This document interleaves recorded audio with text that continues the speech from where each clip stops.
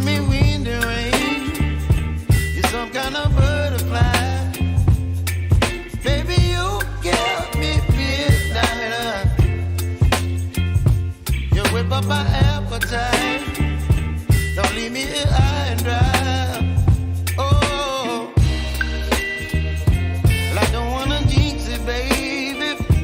Can't twist myself at the spine. Don't wanna overthink it, baby. It's just twist your body and mine. Baby, you give me ice and fire. You're giving me wind and rain. You're some kind of butterfly. Baby, you give me midnight. You whip up my appetite. Don't leave me here high and dry. Oh, but I don't wanna jinx it, baby. Let's not get ahead of my time. Oh, but I don't wanna miss you, baby. So I stand up and speak just my mind. Oh.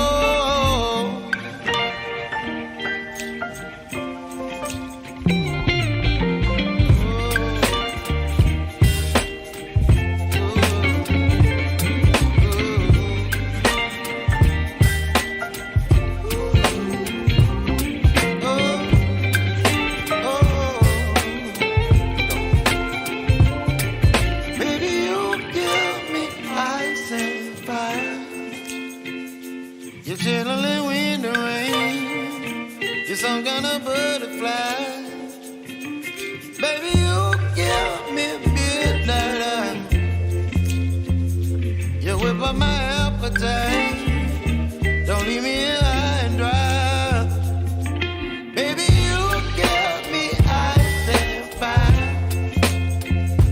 You're channeling wind and rain. You're some kind of butterfly. Baby, you give me midnight. You whip up my appetite. Don't leave me here high and dry. Oh. What is going on, guys? Welcome back to the Rant and Review. Gaming, entertainment, pro wrestling, all kinds of good stuff. What's going on, guys? Joe Bro, good to see you in the chat. So we are counting down here. We're not counting down. We're actually doing a tier list of what's up of all of the. Hold on, wait a second. I got to change these settings. I keep forgetting that voice setting is on there. Let me know if you guys can hear the voice setting, hear the voices speaking or not. If not, let me know. But yeah, we're going to be doing a tier list of all of the biggest news stories. Well, most of them. Most of the biggest news stories of 2022. You guys can let me know, of course, where you guys are going to rank some of these. Of course, if you're new to the channel, as always, hit the like button, subscribe button, and the notification bell. Be sure to share this video on Twitter, Facebook, Instagram, and where you talk about pro wrestling and sports entertainment. But let's get into the tier list. Now, the rankings, as you can see there's the top tier, the S tier, is really legendary. If it's a legendary news story, something that's going to last and have effects for years and years and years. How you doing? We got the game change. That's something that it might not be legendary, but it was a big news story. Interesting as in it was a cool news story. A 1 weeker is a story that was probably a story for a week, but you've probably forgotten about now. And meh, is stuff that really isn't really important news stories. So let's get into that here. And hold on, let me just double check here. What's up, everybody? Hopefully you guys are having a good day. Let's get this chat box up and there you go. Oh, you guys got to go up here. There we go. Okay, I'll put you guys over here. All right, so let's see what we can get into. First story on the list is going to be, we're going to do some injury stories. Big E Langston he got himself into a little unfortunate situation earlier in the year. Back in March, he had his neck broken. He is still out. I don't really know. Happy New Year there, Karam. Don't know when or where he's going to come back. So that was a pretty big news story. I think in any other year it'd be a major news story. It really affected the New Day, and of course, Big E was a world champion last year. Looked like he was going places, but hey. So I guess you guys could put in the chat whether or not you think this is how big a news story is this. Is this a legendary news story? Was it just interesting? Was it a 1 week story? Was it a game changer at all? Let your voice be heard in the comment box below. And we will be moving on. I think we got 20 of these. I think we're going to do 20 of these tonight, and then try to get as many opinions from you guys in as possible. Again, if the audio is bothering you, however, from the live chat, just let me know, and we will turn that off.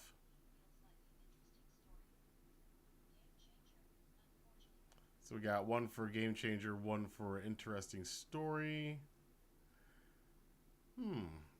I'm not personally. I think it's. I mean, obviously, it's not a meh story. I mean, it's pretty bad. Big E was doing a lot of stuff, and then he got kind of smashed down into, where he was anyway.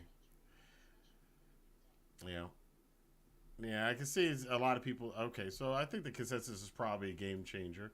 So we're gonna put Big E's unfortunate breaking of his neck in the game changer category. There we go. Let's see the next one. Oh yeah, and by the way, do you guys? I'm going to ask one more time. Are you guys hearing when you guys type in the chat? Are you hearing what you type being voiced? If so, let me know. Let's see. Next one. I think I know where this one's going to be at. Triple H, who retired from the ring early in the year, put his boots down at WrestleMania. For a while, people thought he wasn't going to be in the company.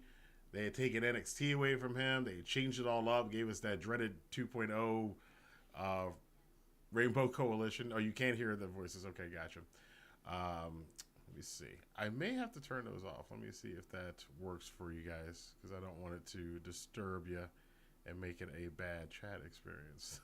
That would be bad. All right, let's see. And you won't be able to see your stuff on the screen now, but it's a game changer. Okay, cool. I might just leave it on. It's not that bad. Okay, if it's really bothering you, let me know. All right, so Triple H, he then winds up over the summer running WWE Creative, which is absolutely stunning to me that actually happened. We all thought it was going to happen for years, that Triple H was going to take over for Vince one day. Just did not have any idea the way it was going to go. This ties into a bunch of other stories. But I see you guys saying this is a game-changing story. Is it a game changer? Is it a legendary one? I can see that too. People saying that it's a legendary change because you're shifting over from Vince McMahon to Triple H, the first person to be running WWE Creative as the head of creative, who was not Vince McMahon, without Vince McMahon being injured. So you guys let me know in the chat what you guys think this one ranks. The game changing the game. Oh, legendary potential. That's a good one. I like that observation there, Lolo.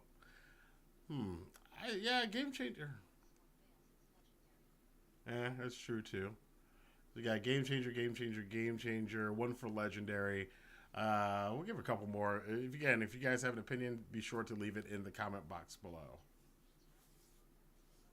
Okay, we'll go with game changer then. Triple H taking over the booking for WWE. That was a game changer. We're gonna need some more room here. Of course. Okay, well, if that's the game changer, then this next one's gonna be legendary. Yeah, you know what it is. Vinnie Mac himself, Vince McMahon. You all know what happened this year. Vince retired, sort of, from running WWE's creative, being the head of creative, being the head of the flagship, the rudder, the engine behind the whole thing, whatever metaphor you want to use. That was Vince for so many years. And because of a sex scandal, him and John Laurinaitis apparently doing some very allegedly untoward things with money that may have been company money. Oh, interesting, Arby. Might be it might be company funds might not be. Who knows? The case is still ongoing, but Vince stepping down because of allegations. He of course has recently been rumored to want to come back to WWE. So we'll see how that works out in 2023. But we got two legendaries already for this one.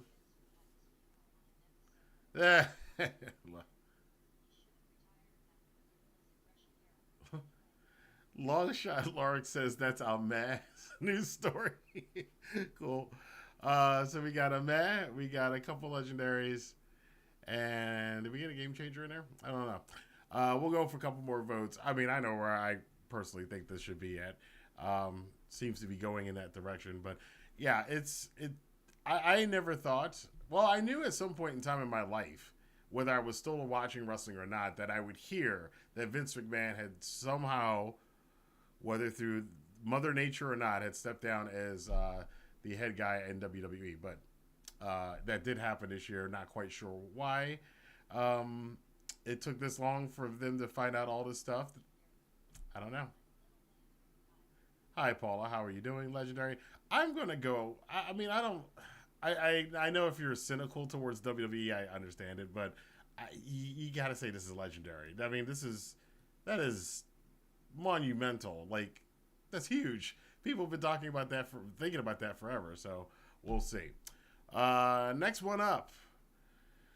Unfortunately, it's a recent one. My guy Suzuki-gun, Minoru Suzuki, announced officially a couple weeks ago that Suzuki-gun, at the end of this year, we got 2 days left.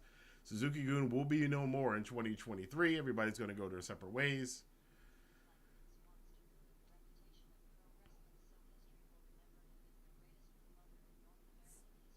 Oh wow, that's a good statement there. Possibly, game changer from Kaplan on the Suzuki-gun. Yeah, Suzuki-gun I'm gonna miss, man. Suzuki-gun was so unique, and they had several runs in different companies. Of course, they got kicked out. They haven't been relevant for a while. So we got this is a game changer. We got interesting. Yeah. Well, you better get used to it because they are disbanding and going their separate ways. I guess this is okay. So that seems like just slightly more on the interesting side. We'll put that here. Suzuki-gun, no more in the interesting category. Here's something that was interesting also. We've got Tony Khan buys Ring of Honor. Ring of Honor going out of business. Tony Khan buys it, pulls a Vince McMahon.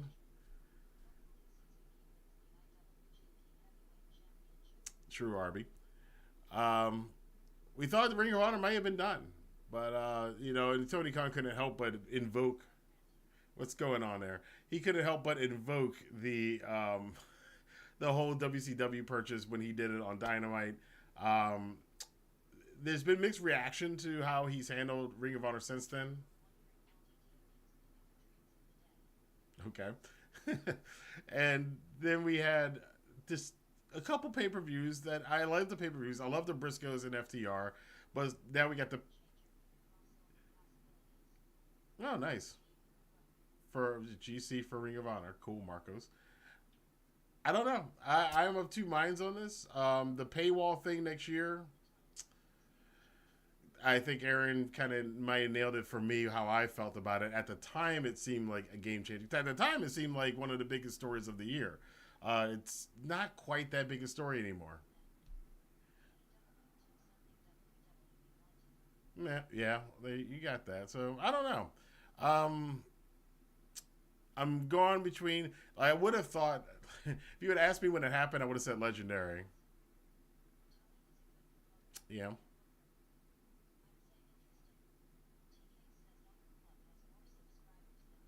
Okay. Vanilla says TK has more. Yeah. Yeah. TK that says that Honor Club has more subscribers than ever. I'm gonna put this in. It looks like interesting. It could have been game changer, but I'm gonna give it an interesting. Put that guy right here, Tony. And again, to me, it seemed like a game changer. It might have even possibly been legendary at the time, and it seems to kind of fizzled out a little bit. I'm going to be very biased about this next one, but Katsuyori Shibata returning to 2 actual wrestling matches. If you may have forgotten, and I didn't remember until I went back and watched all the pay-per-views from this year over the last week or last couple weeks. But Wrestle Kingdom, him and Ren Narita Shibata had kind of called an audible and decided he was just going to have a full-on wrestling match with Ren Narita once he got to the ring, which panicked everybody behind the scenes in New Japan. And of course,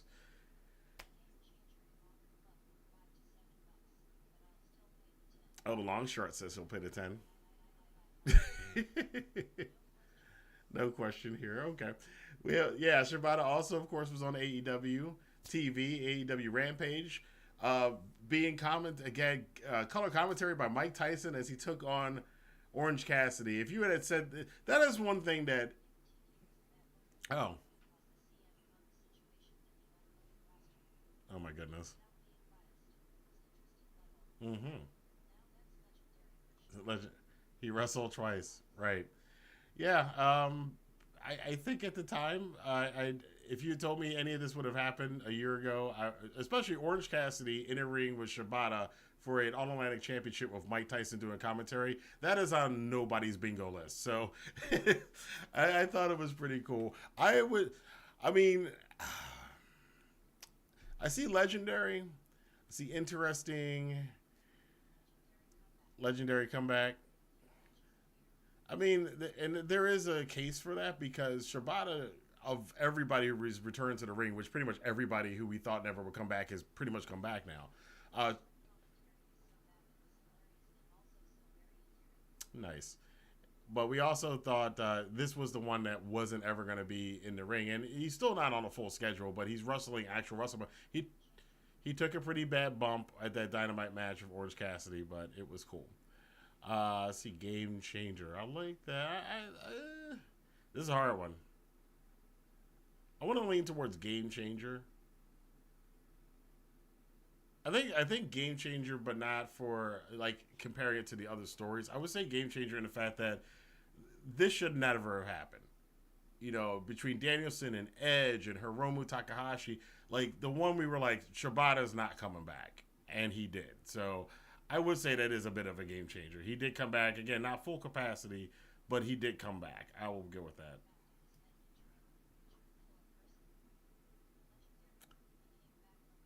Good point, Arby. Good point, Karam. Cool. All right.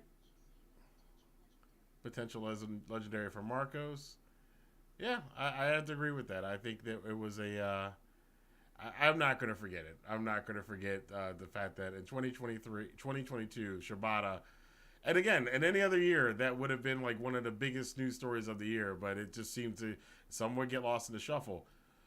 This one, kind of a little bit. Scott Hall, Razor Ramon. Hello, Scotty boy. Scott Hall passed away this year. It hits me because this is during my my late teens, early 20s when this part was going on with the New Generation and the Attitude Era, and then him, of course, going to start the NWO with Kevin Nash. So it was a big deal. I think it's I lean towards legendary. I don't think I could put it anywhere lower than Game Change. Again, these titles are just really just, you know, you could call them A, B, C, D, E, you know, whatever. Hmm.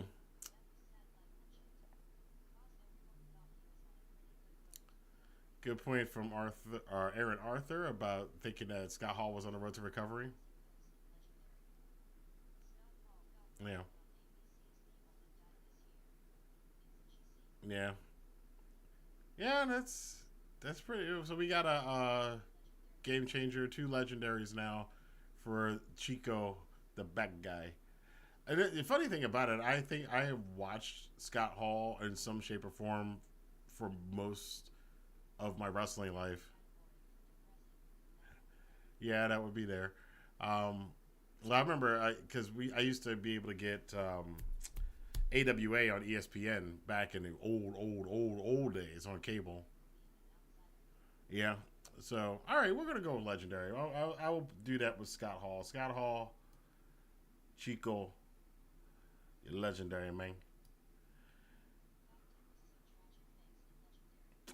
Good point from Sean Tucker. The fact that it was so tragic does make it legendary. It's sad too. You know, it's the first, and he's the first major one of those guys from that generation. I think that's gone. We went through it big time with the '80s guys, and then we had the well, we're not going to get into any of that stuff, the Benoit stuff or whatever, but Pillman and yeah, Nash. Yep. Well, rest in peace, Scott Hall, man. You definitely were are missed and were loved in the wrestling world.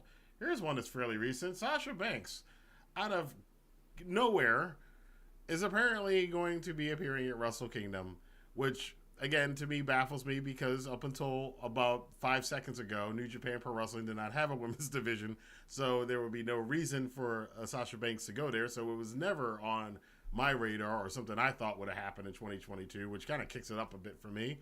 But we're going to see, I guess, next week. And what's going on with that? Is she going to challenge Kyrie? Is this a long-term deal? Is she going to AEW, which a lot of the North American fans, they all wonder about is not whether or not she's going to be in New Japan, but does that mean she's coming to WWE or AEW? Because we're not actually going to watch New Japan. But is that what it is? Is it huge?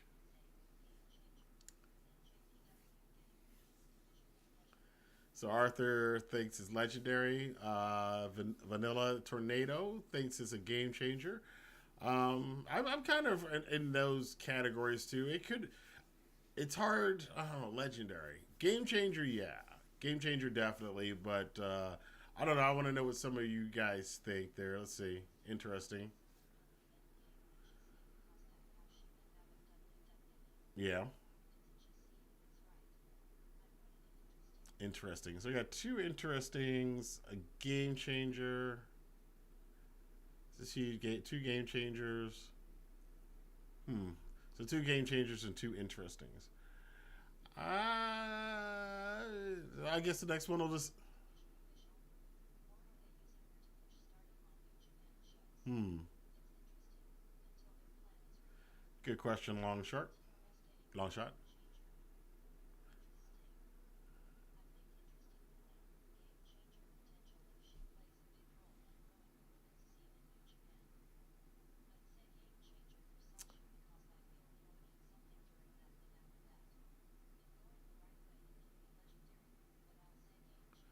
Okay, we're gonna go with. Oh my goodness! I guess we'll go game changer.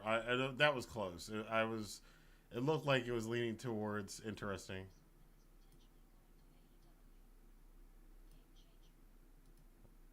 Okay, game changer for Sasha going to be appearing in New Japan Pro Wrestling for Wrestle Kingdom. I'd agree with that. Let's see who's next on the list. Let's on the list. Oh, yeah, this was kind of sad. This was another one that got lost in the shuffle. Randy Orton might never wrestle again. We already did that one. We have Randy Orton possibly never wrestling again, and I think that's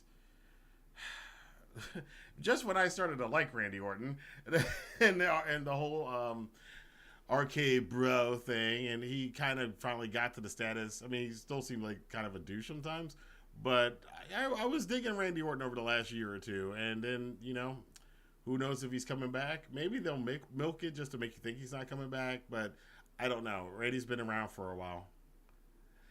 Um, yeah, where was Suzuki? Suzuki Gun's interesting for the changes. There's Scotty Boy. So I don't know. What do you guys feel about Randy Orton?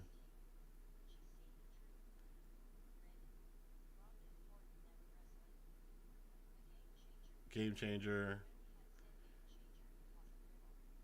because of Riddle. Game changer.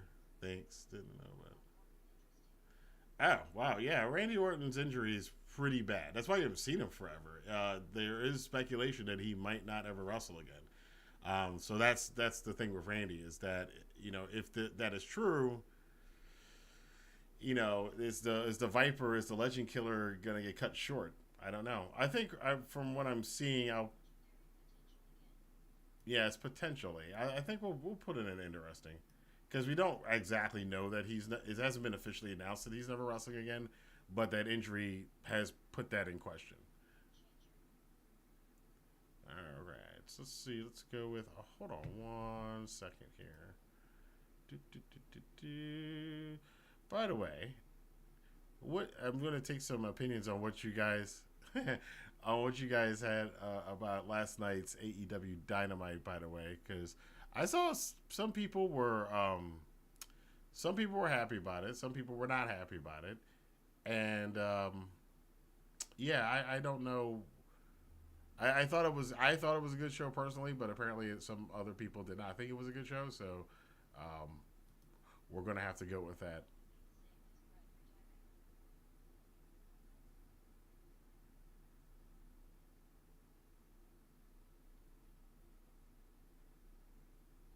Do you freeze? Oh no, we're not frozen.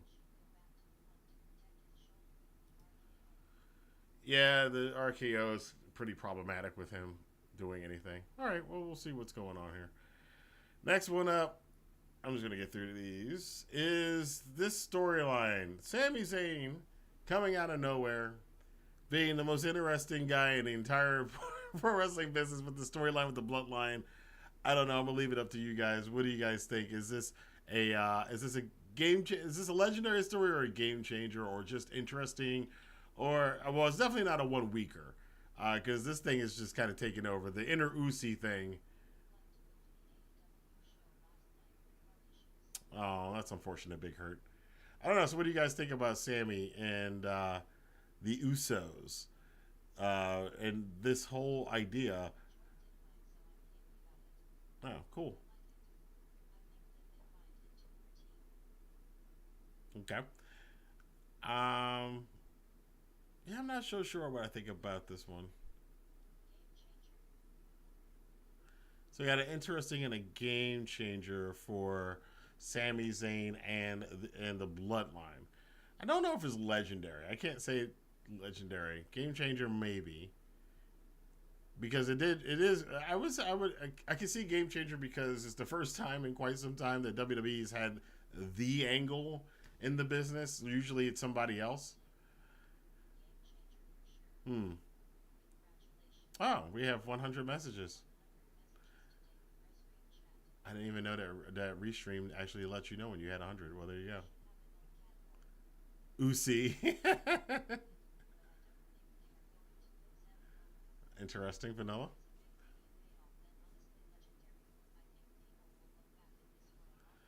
Hmm. Usi category. We need a Usi category. I should have done that.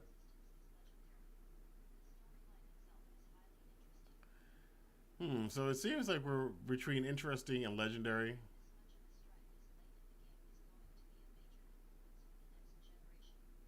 Hmm. Interesting. Okay. Well, we're gonna say it's in its own. It's in its own spot. It's up here in Usi territory. That's where that's going. It's Usi. Uh, Something that wasn't very Usi. Ric Flair's last match. This was, in some respects, it was a mess. In some respects, it was kind of cool to see. In some respects, I don't know. But this thing with Flair retiring at his age and losing himself in the match and everybody being terrified about his health, uh, I'm not surprised it came down to this. But Ric Flair's last match, I don't know. I have very mixed feelings about that. His last match to me is still against Shawn Michaels almost like a decade and a half ago. Yeah, I love you. I'm sorry.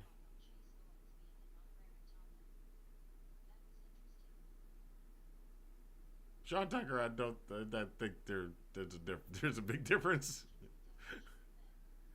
Flair's like interesting for the wrong reasons. Oh, this is getting panned. It was interesting for the wrong reasons. Seems to be in a bad way. That's kind of uh, meh. Wrong reasons. Own tier dumpster fire. Well, sorry, Rick. Sorry, Nature Boy. Man, this is bad. Nature Boy. Oh boy, you're going in. Man, that hurts me, man. And I love Flair, but yeah, it's going in, man. Well, this is gonna be a.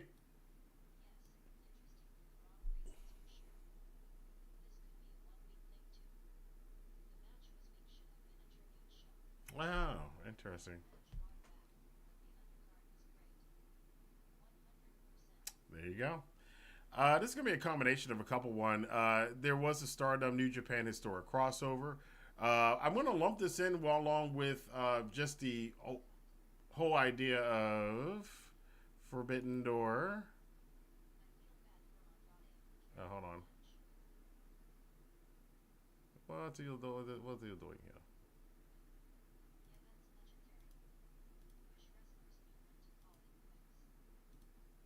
Oh, oops. Well, there we go. Uh, sorry about that. It is. Oh, you can't grade it because you haven't watched it. Wow, interesting. Oh, I didn't know any of that. So, where are we now? Hold on, I gotta pull the screen back up again. Okay, there we go. So, I'm very curious as to what people think about this. So this is the all of the crossovers, all of it put together, all of the uh, historic crossover with Stardom, the Noah show, and I'll even throw in Forbidden Door in there. But New Japan's 50th anniversary, them doing all of these crossover shows, I found them to be highly entertaining. But curious to what you guys think. Do you think that were these crossovers good? And I'm saying all of them together. I enjoyed the Noah one. I enjoyed the historic crossover, and Forbidden Door is my pay per view of the year, so you know my answer to this. But we'll see. I'll see what you guys think about it in the comment section. I gotta approve. I, I gotta approve some comment. Oh my goodness, some comments here, or ignore some comments, or somebody who's spamming the comment section with things that are getting blocked, and I'm trying to see if they're legitimate. But while I'm doing that, you guys let me know if you think this is a game changer for all these historic crossovers, or if you think that this was kind of just okay. It was just okay, just interesting. See, Big Hurt says Stardom crossover is interesting. Will like Starlight Kid and Despy as a mixed tag team. If it was a yearly thing and able to sign some top tier women's talent, then it could be legendary. All of them game changers to me. Game changer will be legendary if WWE guys crossed over as well. We're getting to that. Yeah. See, LDD said that. Scotty Boy says, I think this was a game changer because New Japan introduced a women's division. They worked like that crossover with Noah and AEW. All right, well, I think that's one's a little. This is the only one that's really surprised me. I didn't think people would put it that high, but yeah, we'll put it up here. It's put up here as a game changer. It could be a game changer. Well, yeah, again, New Japan's getting a women's division, and I don't think without those historic crossovers you would get Sasha Banks going there and making an appearance. So yeah, I'd agree with that. We'll go with that. Let's see. Next one up. Will Ospreay and Kenny Omega's year-long social media feud being turned into an actual angle. I remember arguing with people. People thought that, oh, it's never going to happen. Ospreay was trying to really sell that it wasn't actually going to happen. There wasn't actually going to be a match or anything coming out of this. Omega kind of just made some snide comments, as he has been. He's actually been made some snide comments for a long time about what happened after he left New Japan with Ospreay and Jay White. But here, yeah, we got a crazy situation now because a dream match now. Will Ospreay, the current New Japan Gaijin superstar, I think he's eclipsed Jay White as being the Gaijin ace. taking on the former Gaijin Ace, the Gaijin Ace that actually did change the world, as he said he was going to do. Kenny by God Omega. Did you guys think this was going to happen? Did you think this match was going to come about? And where do you place it? Is it legendary? Is it a game changer? Is it interesting? I can take these headphones off because I really don't need the headphones on. Is it a game changer? Is it interesting? Was it a 1 weeker? Was it meh? We'll have to see. Let's see. Marco says that was interesting. Longshot says our Purosu bias is showing. Omega, Ospreay, Okada, White. Well, it's a whole other half of the world. On that half of the world, these things matter. On our half of the world, certain other things matter. So they're not WWE is not very, very prominent. I mean, it's known, but it's not what pro wrestling is to the Japanese wrestling fan base. The Japanese wrestling fan base is Japanese wrestling. Be nice if some of the other countries were like that outside of just Japan and Mexico. Sean Tucker says long-term booking at its finest. Arby says interesting. Scotty Boy, they were trolling on Twitter, then it became a feud. Kaplan says since this is 2022, then interesting. The match itself will likely be legendary. Good point. Jam Lucy says I knew it was possible, I just didn't think it was going to happen. LOL. Longshot Lark says I knew it was going to happen when they started Twitter beefing. It's interesting. Anything Ospreay is involved with is legendary. Kenny by God Omega is going down as legendary from Scotty Boy. It was shocking as ever. I put it as interesting. So it's between interesting. Let's see. We got interesting. It looks like, okay, so we're going to go interesting. I would say that's about right because one thing about it though, I don't feel as much hype of this as I thought I would, because this is almost identical to the Chris Jericho when Chris Jericho came to New Japan to challenge Kenny Omega, who at that time was an Ospreay spot, but it doesn't seem to have hit the same way, and there's many reasons for that, but it's still going to be a huge match, and it's probably, again, unless something terrible happens next Wednesday, a week from now, we will probably be talking about this as one of the best matches of the year, if not of the last couple years. Cross our fingers on that. More Puroso. Let's look at this guy here. Oops. Let's look at this guy here. Not over top of that, but let's look at the great Muta.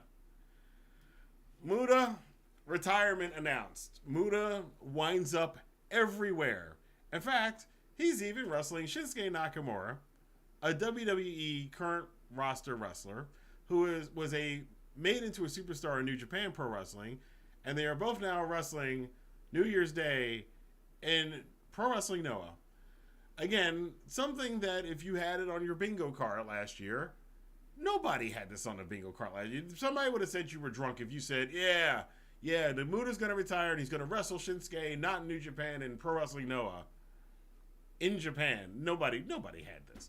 Muta has had some fun stuff this year. A lot of the stuff he's done in Noah, the way he stood up for Noah, all the way back from the beginning of the year with the Noah invasion of New Japan, all the way through all the legendary, all the legend talk throughout the year, and of course now with the retirement tour going on. And he will be at the Wrestle Kingdom next Wednesday in a 6-man tag against a lot of people who were influenced by him or had epic matches with him in the past. So we will see that. But Muta is another one for me. I grew up watching the great Muta. His feud with Sting was one of my favorite feuds when I was a little kid. So there you go. Let's see what you guys have to say about this. The world. Sasuke, the world, haha. I can't follow. I've seen a lot of Sasuke has posted a lot of things, and most of them, the Twitter bot or the YouTube bot is going, I have to approve them, so I can't keep up with them. The following one says it's awesome that the U.S. title is on the line because Omega was the first holder. Gotcha. J6 says legendary. Aaron Arthur says, and then do a trip tag with Sting and Darby. That's true. Sasuke says, wow, we fought him at New Year. Longshot Lark, legendary, a wrestler ahead of his time. Okay, we'll go with it. Legendary status. The Great Muta's final run, his retirement tour, We'll go with it. That one's another surprise to me. What's not going to be a surprise to me is people's reaction to this mess. MJF and Tony Khan. Boy, this seems like it was a million years ago. But the whole controversy about Max wanting to get paid and not showing up to a meet and greet before the, I think that was the Double or Nothing pay-per-view. And then people wondering, was he leaving? Is he not showing up? Where was he? There was this whole thing about booking a flight, whole thing about him leaving town. Was he going to show up at the show? Who knows? And again, 2022 AEW, I don't know. Again, I don't know how many of you guys are old enough to remember, like, were of adult age during the Monday Night Wars, but a lot of what happened in AEW this year felt like the Monday Night Wars. This was another one. And then he shows up, does the job to Wardlow. They kind of kill Wardlow's momentum doing it this way, though. And then the whole controversy was, what is going to happen with MJF? He gets on the microphone, cuts that promo, then calling Tony Khan a effing mark and all of this other stuff, and really raised his stock. It looked like we were going on a real wild ride. And half the year, people did not know whether this was a shoot or a work. I think it was great. I think it probably would have wound up being the story of the year, one of the biggest stories of the year. I still think it's a big story, but with some of the other things that happened, and some of the things that happened in AEW, nonetheless, kind of really poured some water on the fire that was the whole controversy about MJF and Tony Khan and the contract status. But let me see what you guys have to say about this down here. Top Floor says game-changing or interesting. Sean Tucker says it reads like a work interesting. MJF is a headache to me, says Big Hurt. Sean Tucker says it did feel very 90s. Kaplan says interesting. That's it. That's funny. Now those first couple responses are interesting to me because, again, at the time, this is all anybody was talking about for like a straight month. What was going on? Is he going to WWE? Is he? And of course, now we find out that he was in Greece the whole time for what, like 3-4 months. He was in Greece. It's kind of crazy. Scotty Boy says game changer. LDD Marie says in the moment it was interesting, but long term we may consider it. What happened there? That was weird. We may consider it legendary for a new way to work. The wrestling audience post curtain calls, podcast, and IWC game. Yeah. That's a weird one. This is a hard one. I was the one who didn't know if it was a work or not, says Top Floor. I'm going to have to say I'm going to call it audible. I'm going to say this is a game changer. I can't say it's legendary because, again, the conclusion of it got so watered down because of what happened with CM Punk and shit. But I will say it was a good attempt. It was a good attempt. And it worked for a while until it didn't work. And, hey, try new things. It definitely I will say this, they definitely had everybody's attention for a lot of 2022. Here's a fun one. Logan Paul was actually good. That's a story in itself. Logan Paul, who, again, another one of these celebrities, and the celebrity wrestlers have been better. Bad Bunny was not so bad. But Logan Paul came in and you're like, okay, Jesus Christ. Yes, social media influencer.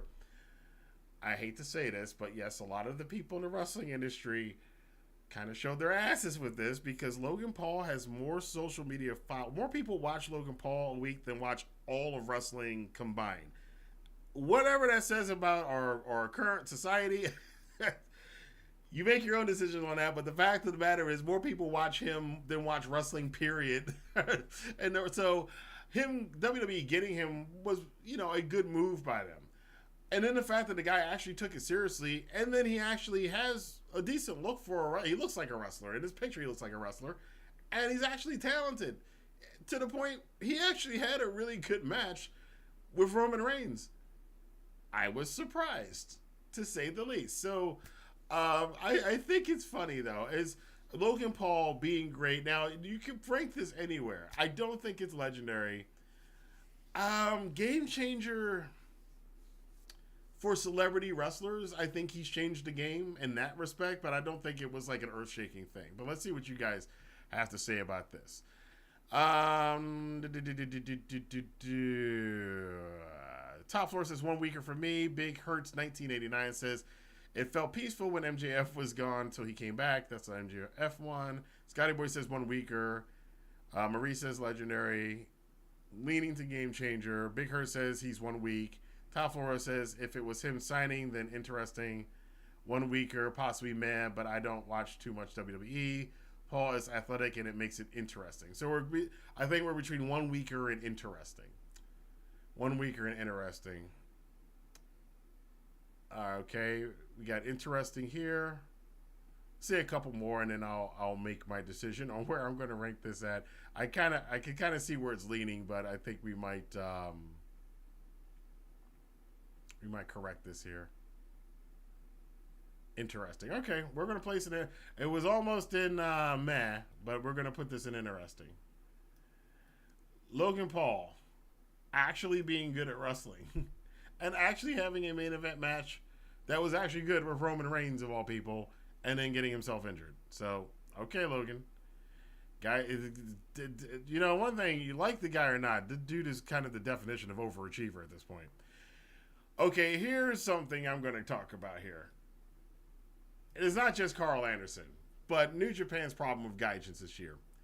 Carl Anderson, of course, after being let go from WWE a while ago, goes back to WWE. It goes back to New Japan as part of his deal of being back in the non-WWE world. The second that he got a whiff that WWE wanted him and Gallows back, he went back. Even though he was the IWGP Never Openweight Champion, he was running the Bullet Club thing, Bullet Club and all this stuff, and Jay White trying to retcon it to be, it was a plan. It was all planned for Bullet Club to take over. Carl Anderson ditched New Japan. That's basically what had happened. But then we find out that actually he had worked out this to be a deal, and that the powers that be in WWE said, do what you got to do, and we will be seeing Carl Anderson next Wednesday at Wrestle Kingdom. Now, likely, he would be dropping the belt to Tama Tonga. And when I saw that was the match they were preparing, instead of him dropping it to Hikuleu, I think it does make a little bit more sense. If this is going to be Carl Anderson's last ever match in New Japan, him dropping the title to Tama Tonga at Wrestle Kingdom, I think is actually kind of fitting. So, then there's the Jonah situation. A lot of people are salty about that. My personal opinion on it for these guys, do what you need to do. Earn your money. Get your money the way you can get it. But it does leave a bit of a sour taste in the mouth, though, because of the way it was done. But I'll see what you guys have to say here.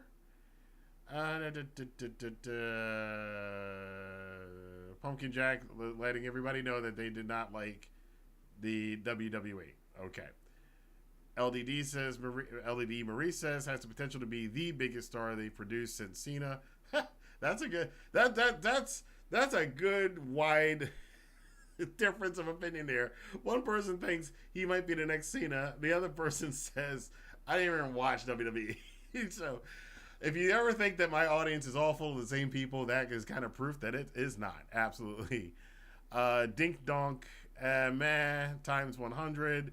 The Good Brothers just feels out of place everywhere. 1 weeker. I would agree with that. If it wasn't for the fact that he kept, I thought it'd be a 1 weeker if he didn't keep carrying it on. But the New Japan Gaijin issue, I think it is a 1 weeker for us as fans. But I think New Japan, and I've said this before, really, really need to think about getting some concrete contracts with these Western stars, because this is not the first time. It happens, in fact, a little bit too frequently that they get kind of hosed putting these titles and giving important spots to these people who, as soon as Vince or Triple H text them, they are out the door. So there you go. LDD, that comment was about Logan Paul. Okay. Sean Tucker brings up a good point. Game changer because Rocky and the WWE made something out of nothing with a storyline that will put Tama over. Sean, I don't know if you saw Rocky Romero's interview. He did say that, I got from the interview I saw him talking about this, that he said basically Carl Anderson said to him, somebody's got to talk to WWE, and then just kind of walked off. So Rocky had to negotiate. It was very frustrating to work out dates, according to Rocky. So I don't know how much of a working out there was there, as much as it was Rocky just doing what he could do. I don't know. Another big news story FTR trying to establish themselves as one of the best tag teams of all time by winning 3 world championships in 3 different promotions on 3 different continents, being the Ring of, well, actually, yeah, technically 3, no, on 2 different continents. Mexico is actually part of North America. So, on 2 different continents, they won 3 championships. The Ring of Honor Championship, the AAA Championship, and, of course, the IWGP Tag Team titles that they will be defending next week in New Japan. So, FTR, even on my list, I really wanted to put them as Tag Team of the Year, but the Ass Boys kind of ruined that. So, they went to the Usos. And PWI 500 went to the Usos. And I felt kind of bad for that because this would be the year that FTR should be Tag Team of the Year, but other things kind of, I don't know. It feels kind of weird not saying these guys are Tag Team of the Year. But then again, I would also think it would be weird after this year to say the Usos weren't either. So that's just me. But I want to see what you guys think. What do you think about the run of FTR this year? Them getting to legendary status. Are they at legendary status as a tag team? Was it a game changer with them being this team coming from WWE, going to AEW, and then going around and winning titles everywhere? Was it just interesting, a 1 weeker, or do you not care about FTR winning all of these titles? Let your voice be heard. Let's go to the last one. Big Hurt said the Good Brothers just felt. I read that one. It was a 1 weeker.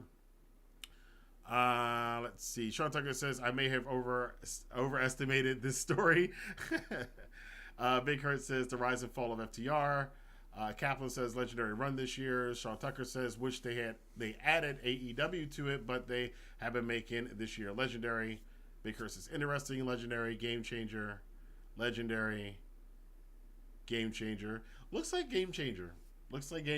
So let's see a couple more. Legendary. Yeah, is game changer tipping on legendary. So there we go. FTR's. Look, if you guys didn't win Tag Team of the Year from some polls, even mine, sorry. At least you got that. Here's a story that was definitely, that I'm sure you guys, when you see it, you're going to be like, oh my God, I completely forgot about that.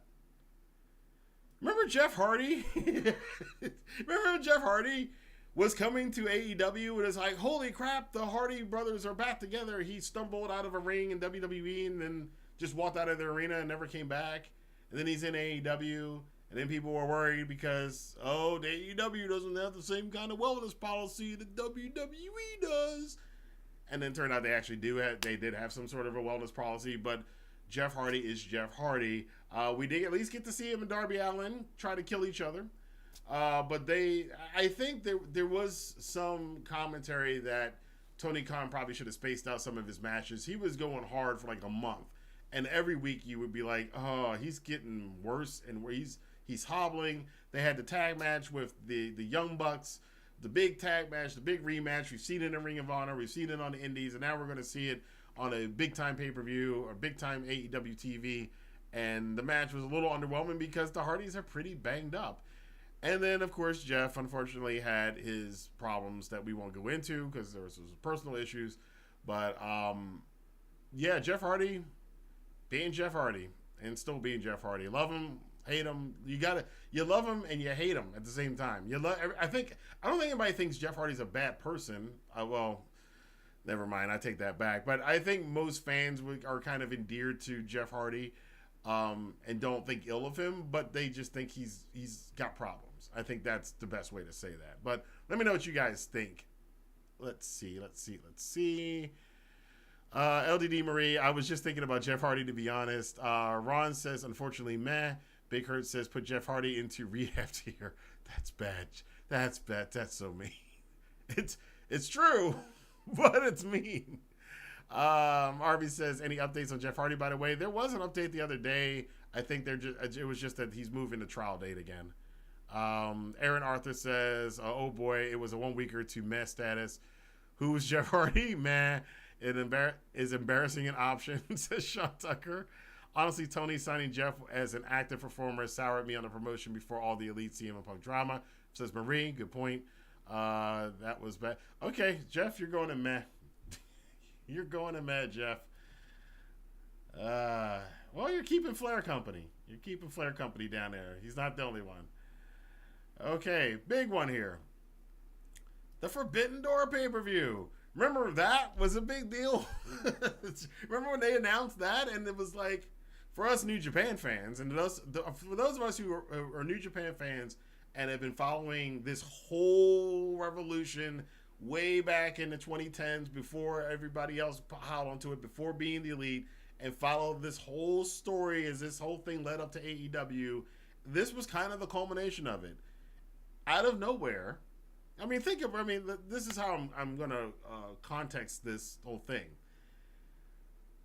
In 2000, and about 10 years ago, most fans in the West did not heard of New Japan Pro Wrestling. Thanks CM Punk for that, for people knowing about it.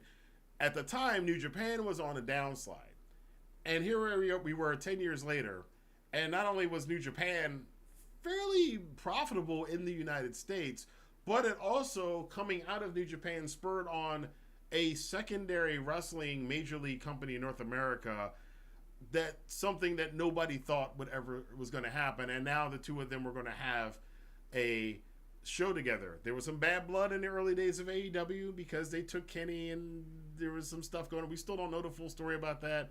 Seems to be water under the bridge, and now they have a great partnership. And one thing Jim Cornette has said that I think was very true and very smart is that these guys can't beat Vince, but together they can tell him to stay the F on his side of the road. And we've seen that this year from New Japan and AEW and a lot of the other companies, Impact in there as well, because they were part of this too, and Ring of Honor and MLW. So there you go. Let's take a look at what you guys think about the announcement of the Forbidden Door, the pay-per-view itself, which was awesome. It's my pay-per-view of the year by a hair over WrestleMania, but let's see. Big Hurt says he felt bad for Jeff, but a rough year. Aaron Arthur says, honestly, him having his troubles and Tony having to make changes to the tag plans turned out for the better. Sean Tucker says, I think we all knew it would happen eventually. Messy build, but the show, this is about Forbidden Door, but the show was pay-per-view of the year. Printius 99SP, I hope I said that. Prenacious 99SP says, Forbidden Door, I see more interesting and not less than that. Arthur says it was legendary. It was cursed as hell. That's right. Yes, that's a good point. I forgot about that. The Forbidden Door curse, where people kept getting hurt even at the last minute. Hiromu, who was supposed to be on the show, Hiromu couldn't make it, which is a shame. I was there at the show with Jana Jerusalem, right there in Chicago. We were on camera for a little bit at that show. I was on the camera a lot this year for AEW shows, which is kind of weird. Let's see. Osprey vs. Cassidy was a chef's kiss. Good quote, Arby. Should have been legendary, but was a game changer. Great pay-per-view. Forbidden Door was interesting, but it could have been legendary, but the stars in the car was a little underwhelming. Game changer. Carl Anderson in one. Y'all made Carl Anderson in 1 week. RB game changer. All right, we'll go with game changer. Forbidden Door could have been legendary. It definitely could have been legendary. It had that potential, but I do think that some circumstances just made it kind of like the other stuff in this list. That seems to be the case with these on the list. The crossovers, MJF and Tony Khan feud, the FTR run this year, and Forbidden Door. These last couple ones, it seems to be they could have been legendary, but kind of lost steam on the landing with these. So that's, oh boy. Yeah, you knew he was coming. The American Nightmare. Boy, this was the one for me that started the year. I was like, and I remember when this happened back at the beginning of the year, almost a year ago. And everybody's like, oh my God, the first major defection from AEW, and probably one of the biggest defections you could get from AEW to WWE was the guy who was an EVP, the biggest mouthpiece, the guy who smashed the throne at the first pay-per-view, Cody Rhodes, leaves AEW and goes back to WWE, and on top of that, gets over with his kind of hokey shtick because it works with the WWE crowd. It ain't working with the AEW crowd. And then the guy goes on to have a couple of phenomenal matches with Seth Rollins. The Hell in a Cell match. The dude came in and tore his pec that week, wrestle with the torn pec. One of the most surreal moments this year in wrestling. The dude, Cody earned my respect, and I think he earned a lot of people's respect. If he didn't already have it, you had to give Cody respect for that. The way the coloring on his pec, that was nasty. And he wrestled, it was like a 25 minute Hell in a Cell match where he took bumps on that. Oh my God. And yeah, Cody, I've been up and down about Cody over the years. This year, I was a Cody fan this year. And yeah, it's just something about it felt, for him, it felt right. The downside, though, is I definitely think that I can go back and put a pin on Cody leaving AEW as far as a fan perception for me. That kind of looked like that was the beginning of the big downslide for AEW, and also kind of coincided with the upswing and goodwill for WWE and the wrestling community. It all happened in like a very short period of time. It was like April, everybody, the discussion was like, AEW's so great, and they just got all these guys, and they're going to go at it, and WWE's so lame. And then like 2 months later, Triple H is running the company, and Cody comes back, and blah, blah, blah, blah. And everybody's like, oh, WWE's, man. Certain podcasters go, I'm going to need you guys to get on board with this.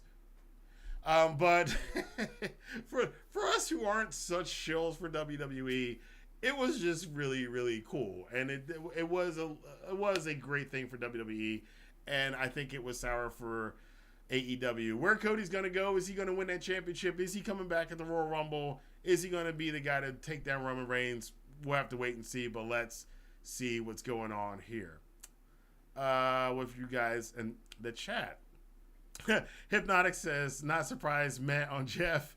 Scotty Boy says that was huge. Jasek says, legendary. Aaron Arthur says, legendary. Owner of the direct competition. Well, he wasn't the owner. He was just a VP, but Tony Khan's the owner. But yeah, that always shot shots. It was a huge story without question. Cody, legendary. I say game changer for Cody. The Peck Brews, yeet. Yes.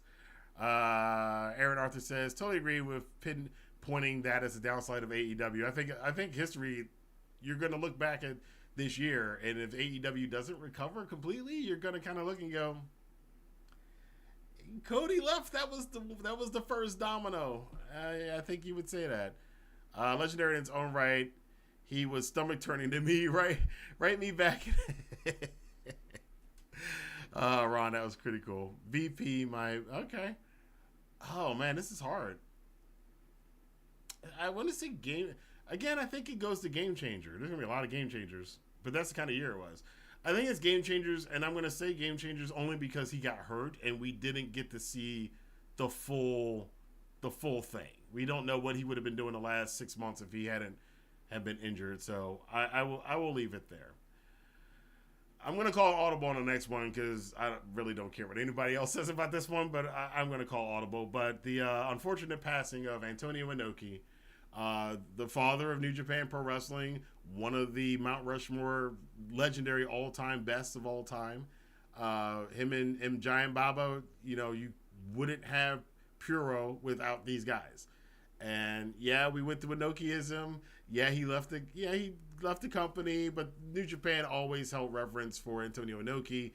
Man lived a very, very full life. And a lot of things that you see in wrestling, it's still, I'm always reminded every once in a while when I see somebody do a enziguri in the ring, and I'm always like, it's Inoki, and when I see a lot of Inokiisms, and even though Inokiism didn't work, mixed martial arts has, just look at the Blackpool Combat Club. Mixed martial arts has made its way into pro wrestling.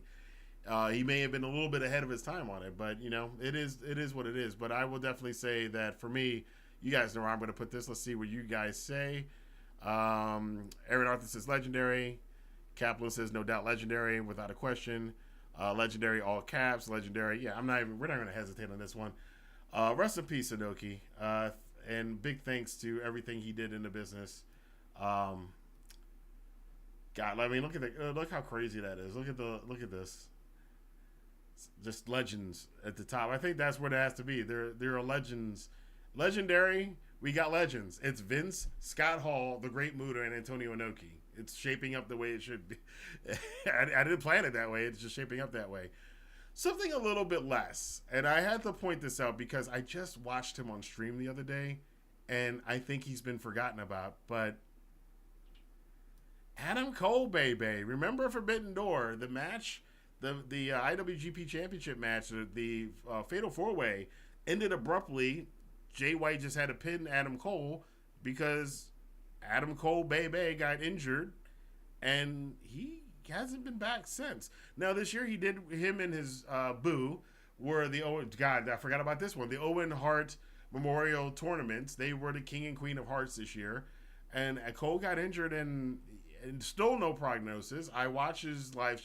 He's one of the few Twitch streamers I watch for gaming, and Chugs, and I watch his stream, and he doesn't talk about wrestling on there, which I don't talk about wrestling on my gaming stream. I try not to anymore on my game stream, so he doesn't talk about his status, but he seems to be in good spirits. But I think a lot of people just kind of forgot about Adam Cole, baby. He was like one of the biggest signings last year when he showed up at, I think that was Full Gear, along with Danielson last year, and then ever since there was All Out. I can't remember which one. And then nobody cares about what's going on with Adam Cole. So let's see. What do you guys say? 1 week. Jam Lucy. Jam. Nice to see you, Jam. Thanks for participating. Damn, it's been so long. Scotty Boy says Adam Cole, baby. 1 weeker, new cycle moves on so fast. Oh yeah, that. Oh yeah, that. Aaron Arthur. 1 weeker in terms of real story. Super sad and unfortunate though. Ron says, talk about the Forbidden Door curse. Yes, the curse, the Forbidden Door curse was from the time they announced it through the events and onward. The Forbidden Door curse. That's what we're calling it. The 2022. That's legendary status on its own. Oh yeah. Need to watch some Adam Cole Twitch stream. Yeah, Adam Cole's got he plays some games you would not expect him to play, but his Twitch stream is pretty decent. But he's kind of like me. He's just playing games and hanging out and talking shit. That's all he does. So I'm gonna, unfortunately, I'm sorry, Adam. Sorry, Chugs, but Chugs, you're going into the 1 weeker. Sorry, everybody forgot about Adam. I think you should use that as a thing. He should come back. If he comes back, I think he should come back angry that people forgot about him. It's that time. You know what time it is. Do I need to say anything? Do I need to say anything? This clusterfuck. This clusterfuck. It is, again, and for those of you, I saw some people like disagree with my statement. I'm going to triple, quadruple down on what I said before. It is so eerie how similar this situation with CM Punk and the Elite is to the Bret Hart Shawn Michaels situation in WWF in '97. Like, across, just in the relationships and how they relate. Like, Punk admired Bret Hart, and the Elite, obviously the Elite admire guys like Shawn Michaels. It's like, it's fascinating that we wind up in the exact same clash. I guess you just need to keep those kind of wrestlers apart from each other, because otherwise you get this. But yeah, let's see you guys let me know. I think, me personally, I would do either Game Change or Legendary. It definitely changed the game for AEW because it changed a lot of crap for AEW. It took them, I think, until like 2 weeks ago. I really don't think that AEW had recovered from the All Out Media Scrum and the whole controversy with the fight. I think it wasn't until like a couple weeks ago, me personally, I felt like AEW was kind of, okay, that's kind of fading away now, right? It could be Legendary. Who knows? Let's see. Hold on, Arthur. I gotta approve your comment here. Okay, there we go. What's my lowest tier is meh. Meh is the lowest tier. Oh yeah, prayers for Austin Jenkins. I believe that's his real name, but Adam Cole wasn't setting the world on fire in 2022. Let's see. Not the Uzi character. Most important story of the year, Legendary. Punk screwed Punk. Elite versus Punk is like the Denver Broncos game. That's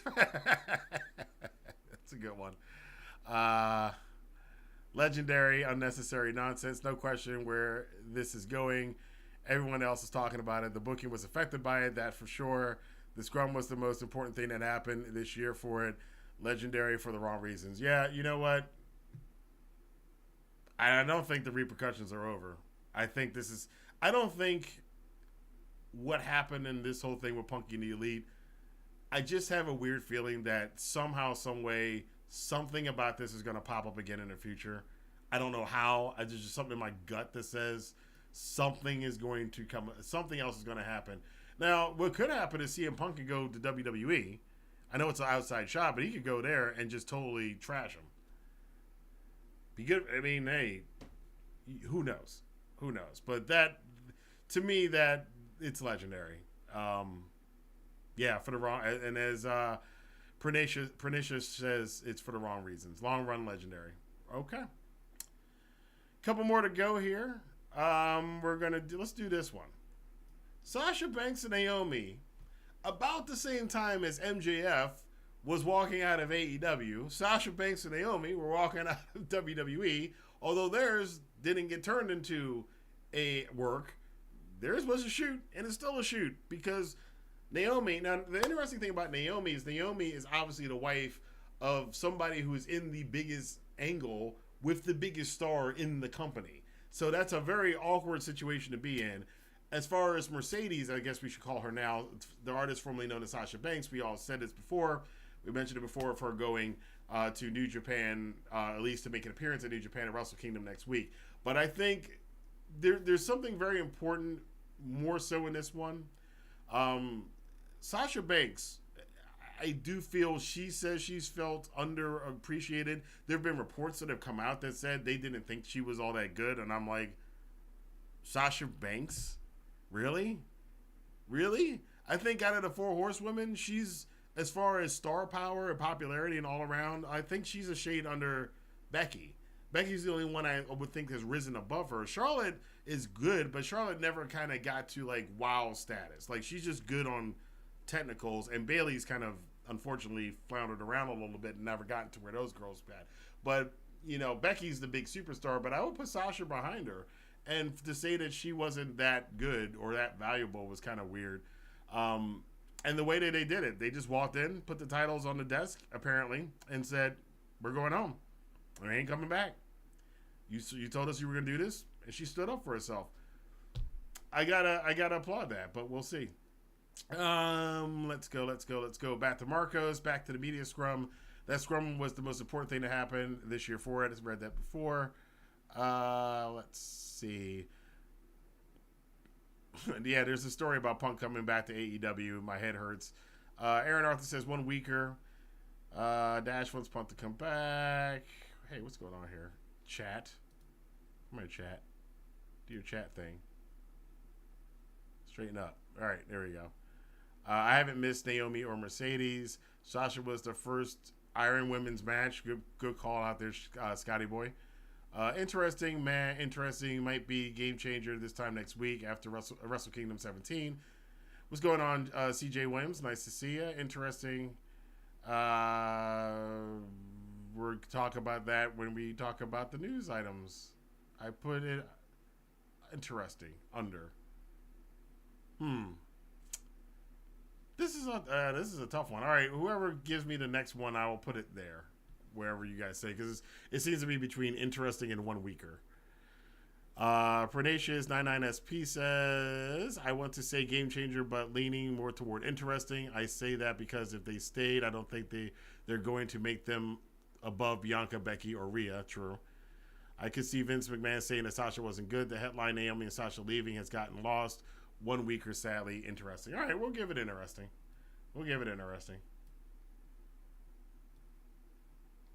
Close to 1 weeker, but we'll give it interesting. And last, but certainly not least, oh, hell yeah. Again, any other year, this would have been the biggest story of the year. 19 years. Some of you weren't even alive when Stone Cold was wrestling. Or you were like 5 years old. I'm getting old, really old. But after 19 years, Stone Cold Steve Austin returns to the ring Kevin Owens, the beneficiary of this, gets, as of right now, knock on wood, Stone Cold Steve Austin's final match. And it was actually a pretty good match. It was like Austin at 85%. And that was good enough to have a great match at WrestleMania and a great moment with Kevin Owens. Something, again, another one. Him and Shibata were the last two. Wrestlers. I was like, they're never wrestling again. They're never going to be able to wrestle again. Sure enough, Austin, Shibata, like, screw it. And we're going to have full matches. And we're going to take bumps, kiss our ass. So the two baddest dudes, the two toughest dudes in the business. Stone Cold being the one in the West, Shibata in the East. I love Stone Cold coming back. I love the whole build to the Kevin Owens match, and I love the after the whole Pat. I should throw a special honor to Pat McAfee for being a goof, but being a likable goof that actually did it. Like I'm thinking about him at WrestleMania taking a stunner and falling out of the ring, and they get the shot of him chugging the beer. Shout out to Pat McAfee. I should hate Pat McAfee. I did hate Pat McAfee when I first saw him. I can't help it. The guy's funny. I can't help it. He won me over. But anyway, this is not about McAfee. Stone Cold Steve Austin. I want to know from some of you guys out there, especially some of you younger fans, were you actually a wrestling fans who can remember watching a Steve Austin match live? Because when they mentioned at Mania, it had been 19 years since he had wrestled. I was like, that means there are a bunch of fans.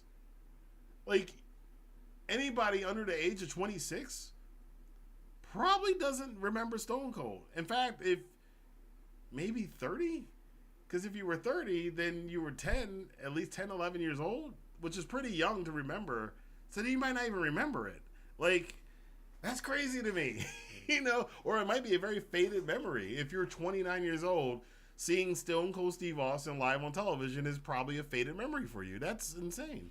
That is absolutely insane. But I don't know. Let me know what you guys think. Let's see.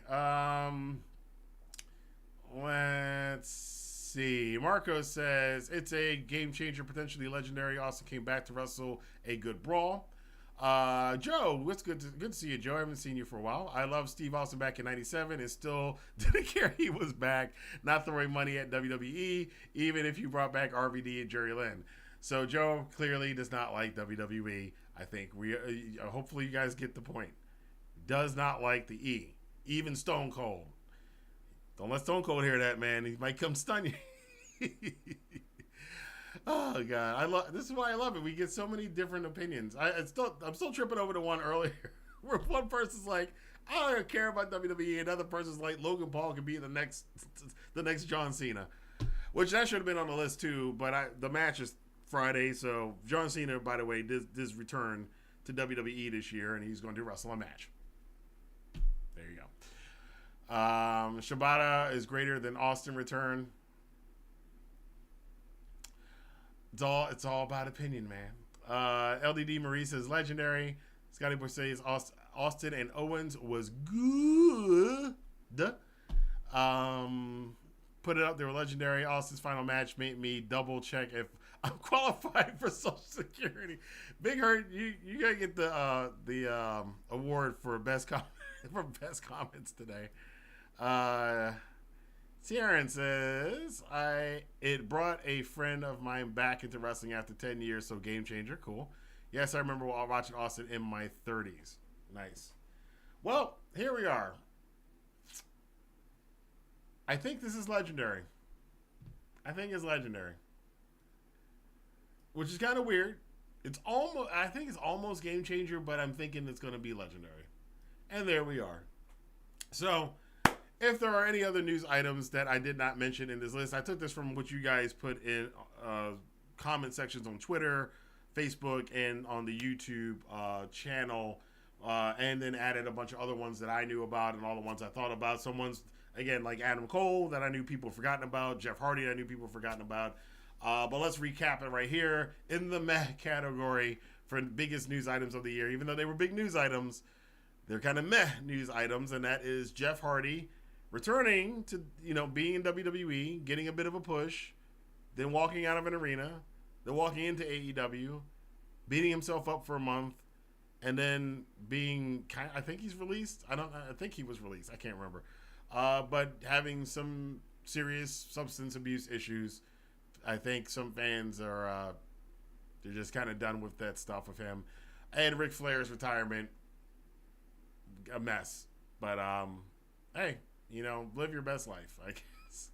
The 1 weekers, guys like Carl Anderson, Jonah, the Gaijins in New Japan, going to New Japan and kind of not really respecting the company too much and just kind of going, thanks for paying us and giving us a spot and having us beat some of your top guys. We're just going to go, WWE's going to pay us and we're going to leave.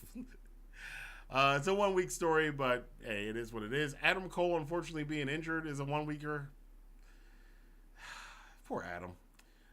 Interesting stories. Suzuki-gun calling it quits as of 2 days from now. There will be no more Suzuki-gun. That was a very interesting story. That one hits me a little bit. Tony Khan buying Ring of Honor, a hot story at the time that fizzled out. Randy Orton possibly never wrestling again because of his injury. That story is under the radar, but only because we don't have a definitive word on what his status is. If he is going to retire, it's still kind of up in the air. It might be a story again in 2023 if it turns out that Orton does say, hey, I can't wrestle anymore. Kenny Omega and Will Ospreay's online feud turning into an actual feud. That's also interesting. Logan Paul actually being good at wrestling. That was an interesting storyline. And Sasha Banks and Naomi walking out of WWE and not going back was another interesting story. Game-changing stories. Big E getting injured, which is one that I bring up sometimes because people... I think sometimes the WWE sweaties kind of shoot themselves in the foot with this because they complain, everybody AEW, they wrestle so dangerous, they get hurt all the time. Then Big E breaks his neck. It's like, dude, you guys guys breaking their necks. Randy Orton's out. Matt Riddle's out. There's injuries. Cody tore his pec. There's injuries in all wrestling companies. It happens all the time. Freak accidents. But again, best wishes to Big E. It does seem from the last I saw that he's feeling better. So we'll see, but it was a game changer because it did change the trajectory. I have to think because he was world champion at the beginning part of this year. So there you go. And then day one dropped it to Brock, and it's been downhill since. Triple H taking over as head creative for WWE, something we always thought was going to happen. Definitely a game changer. It has changed WWE, not drastically, but it's just made the show tolerable to good at times. Katsuyori Shibata returning to the ring twice at Wrestle Kingdom and on AEW Rampage. Sasha Banks announcing that she will make an appearance next week at Wrestle Kingdom. So that's a game changer for a women's division, along with all the crossovers New Japan had this year with Stardom, Pro Wrestling Noah, and All Elite Wrestling. MJF and Tony Khan's worked shoot feud, which was all the rage for about a month or 2 months. Everybody was talking about it. Everybody was speculating about it. And then the cold water got poured on it by another story on the list. But it was, at the time, it was huge. FTR's run this year is trying to be one of the best tag teams of all time, winning 3 titles in 3 different companies on 2 different continents. The Forbidden Door pay-per-view coming along. And Cody leaving AEW and showing back up in WWE and having the run he did in WWE and then wrestling with a torn pec in Hell in a Cell. Dude, that's almost legendary. It's not quite. It's almost legendary. And at the top in the legendary status, of course, Vince McMahon, the scandal, him stepping down, him retiring, him just being Vince. It's the biggest wrestling story. It's one of the biggest wrestling stories of all time. Because it's something that we all knew was coming eventually. We just didn't think we were going to get to it this way. Scott Hall passing away. That was another legendary story. The Great Muta announcing his retirement. And then he don't care about Forbidden Doors, Forbidden Windows, Forbidden Basements. He's just going to be wrestling everybody. So that was Muta's year as he's going towards retirement. The unfortunate passing of Antonio Inoki, of course, is on the list for legendary. The all-out brawl, the Elite versus CM Punk, Brett versus Shawn all over again in the backstage area. That was legendary. And again, I think the repercussions of that, we still haven't felt all of them at this point. And Stone Cold Steve Austin, after 19 years, returning to the ring. So if you guys are watching this now or watching this in the future, if you have any other news stories that you thought should have been on the list, make sure you write them down in the comment box below. We're going to read a couple more comments, and then we're going to head off for the evening. Let's see here. What we got here? Put up their legendary. Yeah, remember. Well, that's pretty much it. Here we go. Yo, Cheek Clapper. Good to see you. Brock winning day one needs to be mentioned too. Well, okay. I got you, Marcos. I did mention it. Legitimately, who do you see in the company right now and over the last 10 to 15 years who have more star potential than Logan Paul?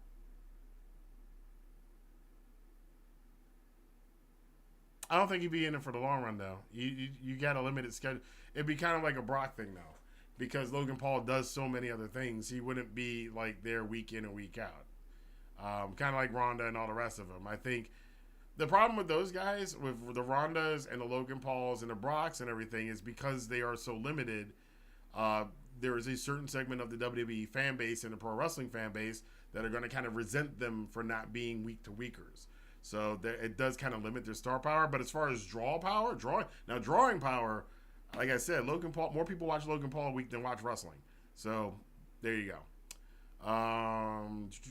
Born in 2002, still going legendary. Yeah. But I always kind of wonder how that feels to be somebody who grew up after, who got into wrestling after the Attitude Era. Because it's still to this day so much in the fabric of what wrestling is, to the point we've tried to recreate it several times. TNA tried to recreate it, AEW tried to recreate it, WWE tried to recreate it within WWE. Nobody's ever been able to recreate that WCW WWF war from the 90s.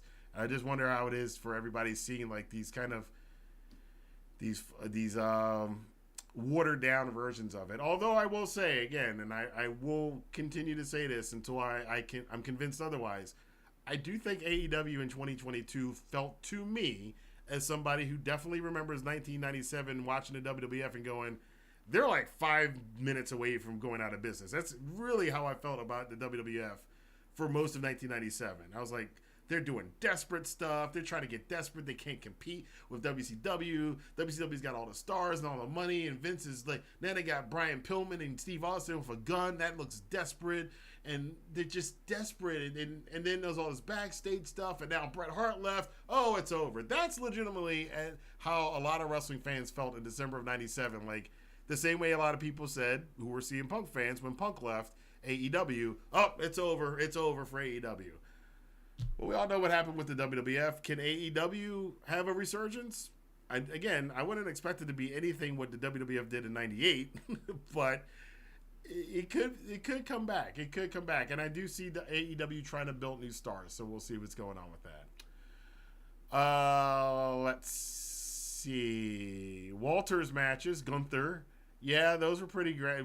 Those were great. Pernicious says, I feel we might get a match with Shibata versus Danielson at some point. That Shibata requested along with Orange Cassidy. Yep, I definitely think that's coming. And Sami Zayn in general. Yep, Sami was in Zayn this year. Shibata Danielson would be great.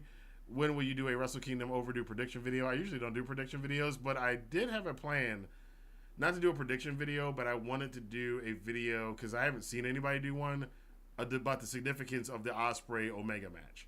I think it's been too undersold, and nobody's talking about it. And since we don't have Real Neat Puro anymore, and we don't have Showbuckle anymore to make those kind of videos, I'm going to do my best to make one that would be accepted on YouTube.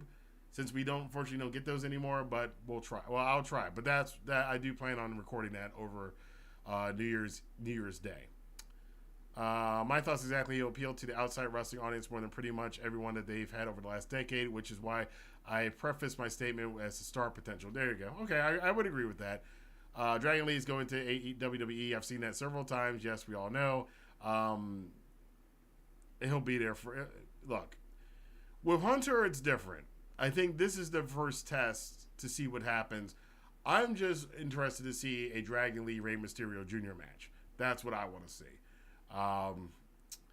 Cheek Clapper 69 said, well, I get it from the 69. I'm 42, bro. It would definitely feels weird to understand how new fans see wrestling post Attitude Era. It is crazy because I'm at that point in time. Like our mindsets are different as wrestling fans. The older wrestling, the pre-Attitude Era Monday Night War wrestling fan or the fans who grew up in that era, and then everybody who came after it, like, you can just tell the mindsets are different.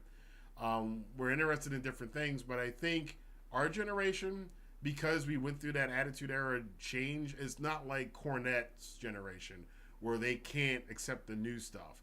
Yeah, some of the new stuff is silly and goofy and stupid, and we don't like it. But then again, when some fans now look back at some of the stuff from the Monday Night Wars, they go, how many chin locks are you guys using on a weekly basis? You know what I'm saying? So everything wasn't perfect then. Everything isn't perfect now, but I think we've been able to adjust a lot more.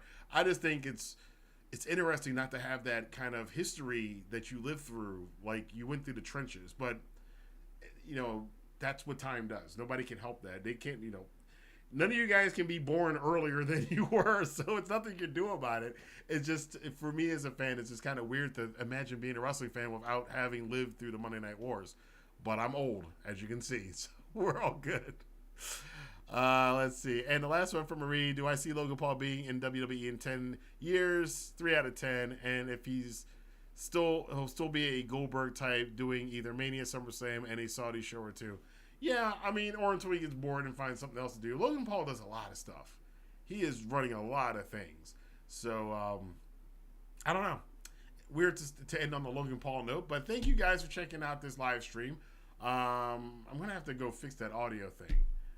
Because I do like hearing you guys talking. I wanted to hear it so I could hear the comments, but I think it interrupted the flow of the chat. But so I do apologize for taking it off the screen. But the audio was kind of messing up the chat a bit. But thank you guys for checking this out. Again, if you like this video, hit that like button, hit the subscribe button, hit the notification bell, and be sure to share this video on social media. I've got 2 more videos coming up. It'll be Match of the Year for the end of the year videos coming up. I think probably on Saturday, probably on the weekend, right before, on New Year's Eve. Look for it on New Year's Eve. And then again, I'm hoping I have to see if I can do this Omega Ospreay video preparing for Wrestle Kingdom and how important it is. But until then, hi Craig S, nice to see you. And yeah, I thank you guys for checking it out. Hopefully you had a good Boxing Day, Kwanzaa, Hanukkah, Christmas, winter solstice, and you will be having a happy New Year's. Until then, I will see you guys here for more on Rassslin Rantin.